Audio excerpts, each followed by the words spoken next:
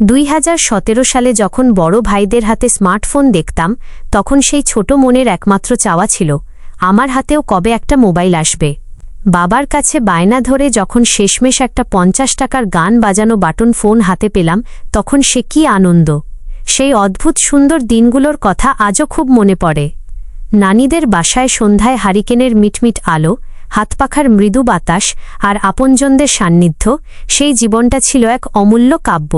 কিন্তু সময় বড় নিষ্ঠুর, সে সব কেড়ে নেয়। 2020 সালের বাটন ফোন, 2022 সালে ভাইয়ের কাছ থেকে কেনা 2500 টাকার সেই সেকেন্ড হ্যান্ড স্যামসাং ফোন স্মৃতিগুলো এখনও সজীব। 1.5 জিবি র্যাম আর 8 জিবি রোমের সেই ছোট্ট ফোনেই ছিল পৃথিবী জয়ের স্বপ্ন।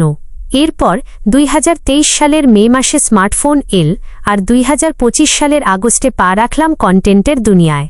আজ আমার হাতে আধুনিক ফোন, অনেক রেমরুমের বিশাল ক্ষমতা, কিন্তু সেই শৈশবের হাসি আর বন্ধুত্বের উষ্ণতা আর খুঁজে পাই না।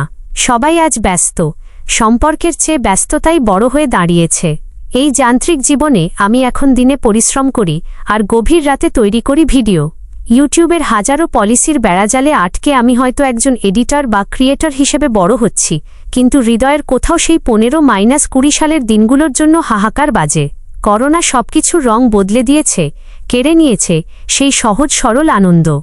আজকের প্রজন্ম হয়তো সেই পুকুরপাড়ের আড্ডা, হারিকেনের আলোয় গল্প করার সেই মধুময় মুহূর্ত কোনোদিনই পাবে না।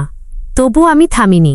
গেম খেলার সময়টুকুও আজ আর নেই, কেবল দায়িত্ব আর লক্ষ্যের পিছু ধাওয়া করে চলেছি।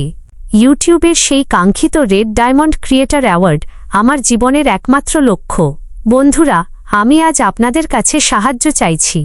আগে সাবস্ক্রাইব করতে বলতাম না, কিন্তু আজ বলছি, দয়া করে পাশে থাকুন। আপনাদের প্রতিটি লাইক, কমেন্ট আর সাবস্ক্রাইব আমাকে নতুন করে বাঁচার প্রেরণা দেয়। প্রতিটি ক্লিক আমার ক্লান্ত শরীরে প্রাণের সঞ্চার করে।